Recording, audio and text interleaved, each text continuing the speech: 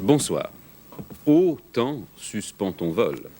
Après l'heure, c'est plus l'heure, avant l'heure, c'est pas l'heure. Qui veut voyager loin ménage sa montre. Bien entendu, tout le week-end, l'actualité sera branchée sur le cadran électrique ou non qui vous fera vivre dimanche une journée de 23 heures, mais qui finalement ne gagnera pas grand-chose sur le temps que nous avons à vivre, ni sur ce que nous faisons du temps que nous vivons. La raison de ce retour à une vieille tradition, l'heure d'été, une tradition qui n'évoque pas forcément de bons souvenirs, eh bien, c'est de mettre nos horloges à l'heure du soleil pour faire quelques économies d'énergie. Et sur ce point, il faut quand même prendre en considération le scepticisme de l'EDF. Elle n'attend pas une vraie baisse de la consommation. D'ailleurs, c'est vrai que si on en est aux économies de bout de chandelle sur l'énergie, il faudrait expliquer à un certain nombre de citoyens pourquoi les éclairages publics restent parfois allumés en plein jour. Mais ceci est une autre histoire. Que va-t-il se passer en fait ? Dimanche, quand vous dormirez à 1h du matin, il sera brusquement 2h du matin. Si vous regardez votre montre en dormant, vous aurez perdu 1 heure de sommeil, et si vous ne la regardez pas, ce sera comme d'habitude, ni plus ni moins. Quand on essaie de m'expliquer ça à moi, c'est un peu comme quand on veut me faire comprendre les liens de parenté entre la petite cousine de la nièce de la tante Berthe et l'oncle du cousin Isidore qui s'était marié en seconde noces avec le 3e enfant né d'un 3e lit de la grand-mère du premier nommé. Je n'y comprends rien. Ce que je vois bien, c'est que le changement d'heure va poser des problèmes à la SNCF, à l'aviation, au transport en général et surtout aux travailleurs frontaliers. Nous aurons l'occasion de vous préciser ces problèmes pendant le week-end puisque l'équipe de Thierry de Citivo a préparé là-dessus un certain nombre de reportages. En attendant, il n'est pas question de vous laisser sur mon incompétence. François de Closet va d'abord vous dire le pourquoi de ce changement d'heure dimanche et les vraies économies d'énergie qu'on peut en attendre. Michel Chevalet vous proposera ensuite, d'un coup d'œil, les conséquences de ce changement, notamment pour nous, la télévision. Premier principe, en matière d'énergie, une économie est aussi intéressante qu'une production.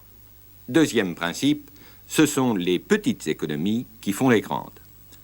Pour faire marcher ses automobiles, la France doit importer environ 20 millions de tonnes de pétrole chaque année.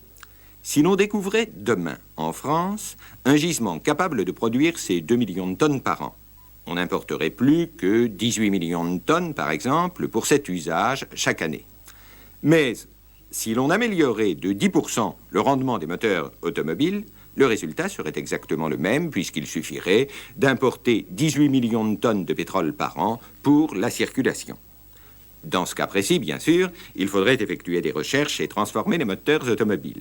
Cela coûterait de l'argent, mais depuis que le pétrole est cher, de nombreuses économies sont devenues rentables.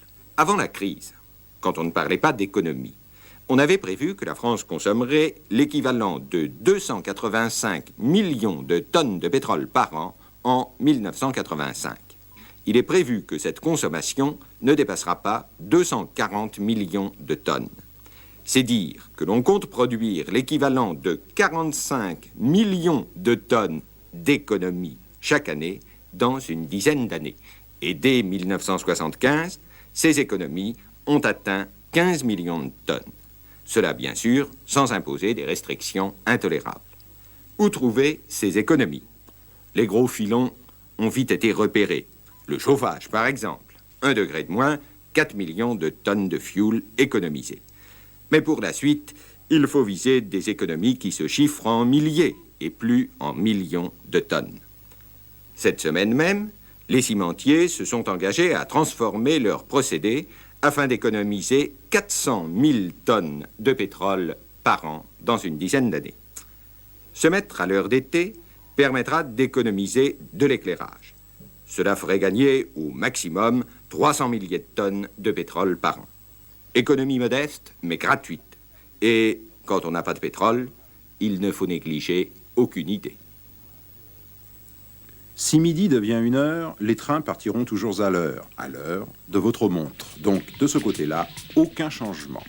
Simplement, quelques problèmes pour la SNCF dans la nuit de samedi à dimanche.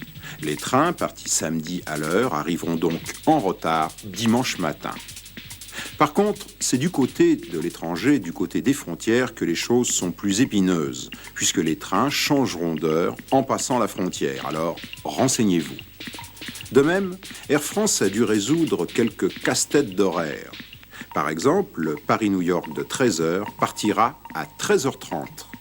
Et le New York-Paris, attendu à Orly, se posera à Roissy. Motif, l'aéroport d'Orly est fermé au trafic à partir de 11h le soir. Enfin, les télévisions vont avoir quelques problèmes.